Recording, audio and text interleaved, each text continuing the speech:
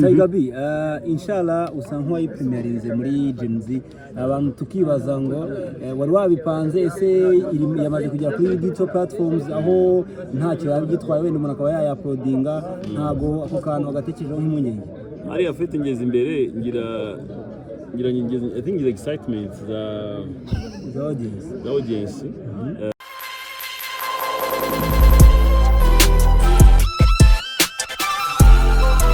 Reka mbashimire ndetse mbahereze ikaze kuri Signature Media. Ndagushimiye cyane wowe wibutse gukora subscribe, ugiye ukana sharinga ibikorwa byacu w'agaciro. Niyo mpamvu natwe twifuriza kumera neza kandi tukakugira inama yo gusenga Imana igihe bigushobokeye. Uyu munsi nkuzaniye video, nkuzaniye previous ko ubwo ni kubyara bibaye kuri Genesis Comedy, yarayibaye aho bari kwizihiza imyaka 4 bamaze bari gukora. Byari by'agaciro ndetse n'umugisha wari ukomeye cyane kuba The Ben yaremeye ubutumire bwa Merci akaza muri Genesis Comedy, aho yaraye aperforminze indirimbo bita Ishara, n'indirimbo yiwe nshya itarajya hanze, ariko niho yayipremieringiye. Reka mvuge ngo ni ubwo bwa mbere yumvishije abantu, ubundi twakabaye tubyita nka listening word. Ibyo birabareba. Hanyuma twagiranye ama interview n'aba star benshi ahangaha muri Genesis Comedy, aho The Ben bwiwe yatuganirije, ndetse twaturi kumwe na Yowe Bogar, twaturi kumwe na Pionique ni benshi muragenda mubabona, kuri kugenda ubibona muri video. Uko niko aba star bari kugenda binjira muri Genesis Comedy bagenda bahagera. Hanyuma byari bimeze gute, byari byifashe gute imbere, byari byifashe gute ubwo bari performinga, byari byifashe gute ubwo wari utegerejwe cyane nka The Ben yari yicaye imbere ari kubazwa ibibazo host n'ubundi wa Genesis Comedy ari we Farid Merci. Byari byifashe gute ubwo uyu pirate yarategerejwe cyane, byari byifashe gute ubwo umushumba yari performinga. Ibi byose nibyo uri bugende ukurikirana muri iki kiganiro cyangwa muri kuri video yacu. Ariko reka mubwire ngo ni iby'agaciro gukomeza kubana natwe umunsi kundi, ni iby'agaciro gukomeza kutwereka ko uri kumwe natwe. Ibisigaye rero namwe mwirebere. Happy to see you, man. Same here, brother. Hari amatatu ufite ku maboko, tuganirire utubwire hano hari iki gisobanuye iki, mugerageze muyazuminge kugira ngo abantu bayabone. Iyi nashatse gushaho ingabo y'ingabo shield. Nibyo bintu borushanije ku ngabo bakingisha mu shield. Yeah, so ni ingabo ni statingo ufite impanuka ugabo shuri. Yose ni ingabo. Okay. Hanyuma hashobora kuba hari ikintu kiri funny muze kubona kuri Runa gitangaje cyane, cyaba ari igiki gisekeje nyine akora kikagusetsa. Runa afite ukuntu yiyemera, afite ukuntu yiyemera. So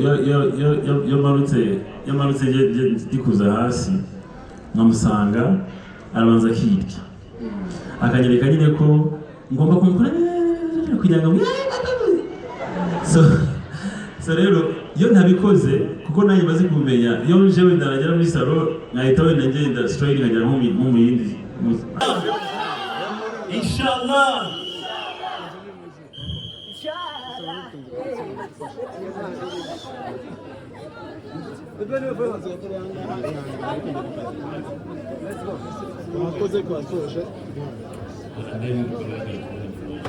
Okay, let's do this. Tugiye kuyumva yose, nirangira The Ben araye turirimbira. Let's go.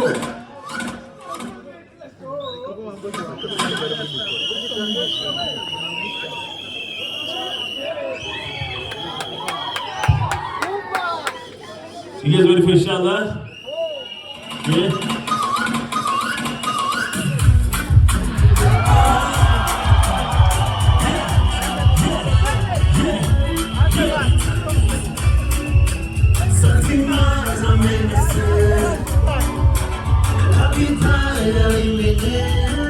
Where you there, my one, understand, come on, you come and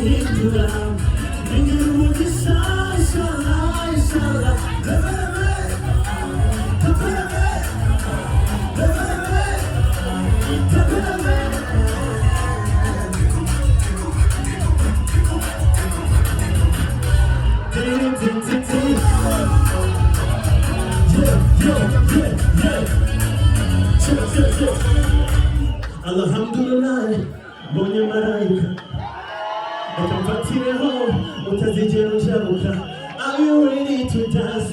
Be tayari. Follow me side. See your back, now wafati your controller. Yeah. Thank you very much.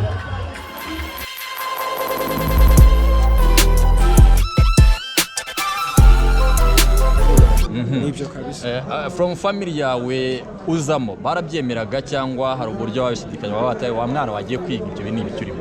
Mbo ibyo bintu ntabwo bahita babyemera. Hagati ya Mary wa na Pere ninde wabishidikanyijeho cyane? Bose. Konegisi ihambaye imaje kukugezaho Genesis Comedy Show ni nk'iyi? Akazi. Ugakesha Genesis Comedy Show. Twanakubonye uri umwe mu bantu bakomeye cyane cyane inkoramutima ikomeye cyane kwa The Ben. Uyu munsi ni umwe mu baraza hano muri gitaramo cya Genesis Comedy Show kwifatanya na audience ya Genesis Comedy Show kuziza imyaka 4. Ni umunsi wawe uraza kumeze gute? First of all kongera guhura nawe mwaherukanaga muri Summer Country Tour. Bo ni ibintu by'agaciro kuba maze umwaka umwe nkaba ndi kuri line up ya Tiger. Nabona uko nshimira. Umwe nawe mubite mu bategereje Inshallah. Ndayitegereje n'amatsiko menshi cyane. Noneho ikintu cyenze no kuntu nayizi. Already wowe umaje kuyumva? Ni featuring ni nyine ntago ari featuring to. Ni single. Cyane. Ikintu wabonye mu ishusho gitangaje kirimo niki? Kimwe gusa wenda ibindi turaza kubyirebera. Gucinya umuziki. Gucinya umuziki kabisa. Harimo kubyina gucinya umuziki wa nyine irabyinitse ku buryo noneho uzajya uryama uyirote. Oh yeah. Urakoze cyane my brother. Asante big brother. Utarasoza ndi umunyamakuru wa Signature Media. Lucky uri umwe mu banyarwenya batangiye kuri move isa nkaho iri hejuru, ntabwo watangiriye hasi cyane nk'abandi, ariko today reka mvuge ngo n'ubundi uko byatangiye ntabwo byigeze bijya kure ngo bigabanuke cyangwa byiyongere cyane. Kuri wowe iyo consistency wikesha iki? Nuko ikintu cya mbere nuko tumva ko wagezeyo cyangwa ibintu byose wabisoje ukajya ngiye ikintu cya mbere kandi nkoresha buri show ibaye mvuga yuko hajemo umuntu nyine utanze kabisa. Navuga ati none ukambemeze ko Lucky Baby nyine ndi Lucky Baby. Nicyo kintu nikorera kabisa. Badman. Ujundi tamazi hari ijambo wavuga burya ururimi rwoshywa n'urundisha, niyo mpamvu muhora mugirika aravuga nawe ukavuga gusa umunyabwenge si ukabikora ngaho jundika amazi jundika amazi mu rugo rwawe jundika amazi mu kazi ukora jundika amazi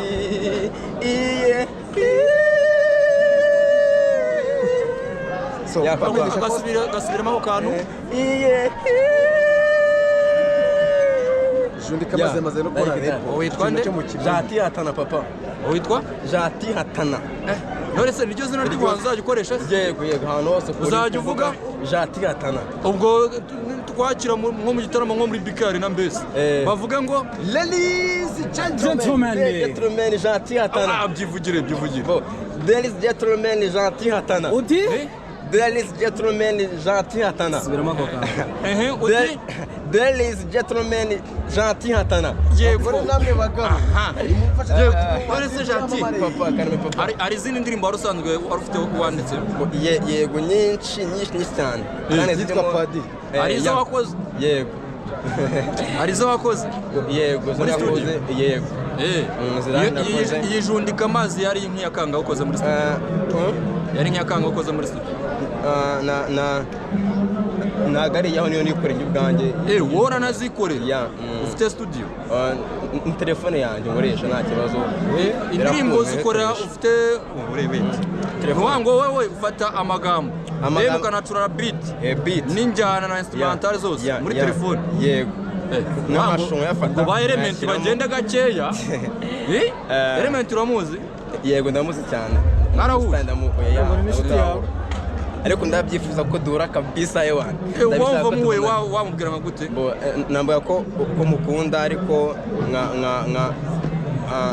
nka namusaba support kabisa igihe muri bihara kuri kamera support wasaba element muramutse muhu element yego ndagukunda ndi umufana wawe njate ataramuvugana aka jundika amazi ndagusaba ukamaje kujya aka aka utwa tuvuga gentil hatana aka jundika amazi amba negutye muzamuko komeza ubwire rero element ndi umufana wawe ndagukunda cyane ndagusaba support rwose kabisa yihe nyine support kunkorera nk'indirimbo imwe cyangwa se akamanaginga muri rusange kuko afite impano kabisa akakumanaginga kandi yego kandi ngo hano hirya ndi kumva ngo hari manager yego ajya nashoboka nabyo nawe yakubera manager byashoboka cyangwa birashoboka ese ko mbona utari kubyemera ndabyemera kabisa ntari niwe wakuzanye uramwihakanye ntabwo mwihakanye nafite big up ubwo kabisa abamanager batangiye yakuzanya gukuye nakuzanya gukuye hano muri Genesis wari uvuye muri Genesis hanga none urutegura hano hanze turavugana muri genda wacu muri Genesis ino bibereye byose wate gato umaje kuririmba imbere y'abantu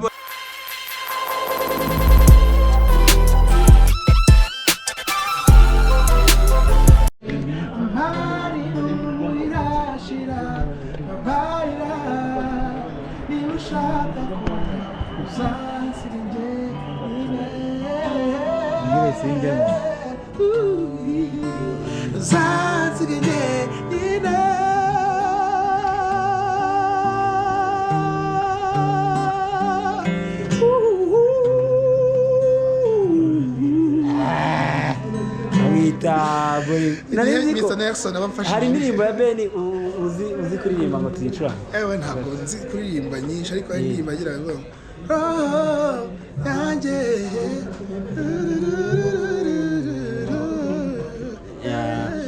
ni fresh sana umeze neza umaze guperforminga hano muri Gen Z wakoze performance nziza cyane naje gutumira abantu muri concert mfite concert tariki 20 z'uku kwezi z'ukwa munane rero z'ukwa munane at Copenhagen Kicukiro mvuga Copenhagen abakagira ngo ni Denmark ni hano Kicukiro yani Copenhagen Kicukiro nyuma ya Maison Noire tuzahera saa 12 kugera saa 12:30 it's a combination yitwa Inganzo Experience of visual arts, poetry, music. Umuntu ushaka kujya muri journey ya music, buri abantu bagomba kumenya ko music ari therapy. Ni umuti. Ni entertainment, nyuma yo gusimbuka music ni umuti iravura. Umuntu ukunda music ituje, music ifite meaning, music ugufata ikakuvana ku rugendo ikakujyana ku rundi. Let's meet at Copenhagen. 20 z'uku kwezi. Book your ticket kuri Sync. Sync.rw. Isanzwe icuruza amatike abantu. bashobora no kujya kuri website yanjye yitwa www.bolingopasi.com naho iyo link iriho yigura amatike bashobora kujya kuri Instagram Bolingo Pasi hanyuma bakajya muri bio bakabukinga amatike mu gihe bari kubukinga amatike mfite album yanjye iri nshyashya ariko abantu bayikora kuri website gusa ushobora kugenda ukanshyigikira ukabuyumva album yitwa Inyenyeri irindi mu 21 hariho collaboration King James Man Martin Okama Yves Bisengimana Andrea Baguma from Uganda. It's a combination of stories, of experiences. N'urugendo rurerure nzayivugaho nayo urugendo rwayo. So mu gihe bitegura kuza kuri Copenhagen mu gitaramo bayibumva album iri kuri website yanjye yitwa bolingopasi.com. Ashigikire igura amafaranga make cyane mu gihe itarajya kuri za mbuga zose. Ubwo amake abarangahe 15 album kuva amezi 3 hanyuma ni 50 kusapotinga ukayigura for lifetime ni support just support ko n'ubundi album ndenda kuzayishira kuri platform zose nyuma y'igihe runaka. Ubwo twibutsa abantu ni ku itariki 20 z'ukwa munani kuri Copenhagen kuva saa 12 kugera saa 3 n'igice. Yego abantu bazaze bagusapotinga. Umuziki wawe ushaka kuwerekeza he ushaka ku target audience yawe ni target audience yanjye ni ya buri muntu ufite umutima ufite n'amatwi. Umuntu wese ufite umutima ufite n'amatwi niwe target audience yanjye kubera ko ndirimbira umutima wawe ariko bikanyura mu matwi. Music yanjye niyo kumva cyane kurusha kureba. Ubwo nicyo navuga nk'abantu bakunda indirimbo akora ko bazibonye ziri nk'amashusho runaka. Aho ntago ariho ndi cyane indirimbo zo kumva. Ni inkuru ni sogokuru ni umucancu nk'uko babyumvise ni Kariza inkuru ya Kariza ngira umukobwa witwa Kariza wamugoje umutima nawe ndenda kuzababwira ibye. Ni storytelling muri make no kumva ni inganzo komora inganzo nkomora ku mana mbere na mbere ku babyeyi nkomora no mu isanzure kuko isanzure ryamisemo iravuga ngo rukundo Bolingo vuka uzaba umunyamuziki uzagira inganzo bishimira Imana. Uri kuri stage indirimbo ririmbye niba ari ya Rugamba Cyprien ni Rugamba Cyprien yitwa Kabyino ka Nyogokuru. Kabyino ka Nyogokuru. Uri umuntu ukunda ziriya ndirimbo za kera umuntu agerageje kumva uburyo unaririmba uburyo ugarura ibintu bya kera ubona ukabishyira mu buryo bw'ubu ubona kera ari iki cy'umwihariko bari bafite twe tubura. Ubundi birisobanura ijambo umuco bisobanuye guca ni icyo duca ku batubanjirije. Rero iyo utazi yuva umenye yujya. Impamvu tugomba twitwa abanyarwanda tukavuga ikinyarwanda nuko twavutse tugasanga barakivuze natwe tukakivuga.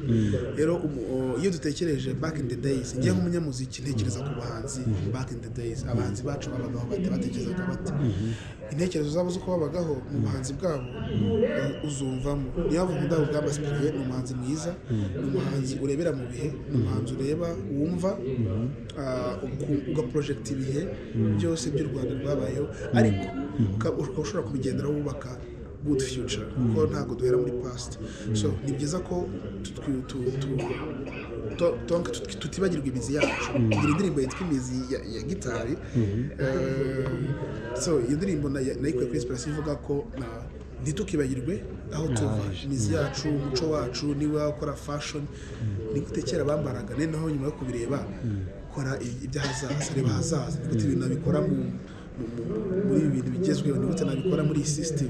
Niba uri umuhanzi gutyo niba uri umunyamakuru nigute abatangaza amakuru bavugaga abavuze b'amacumu bavugaga gute nagendaga gute. So yanjye niyo philosophy nizereramo nizera ko aho tuva ari isoko riza kuvamamo imbaraga zikomeza tuma tugera hazaza heza twifuza. Yego yitwa Pasi Bolingo ni umuhanzi mwiza ni umucuranzi mwiza ni byose mu cyo wakwifuza mu muhanzi.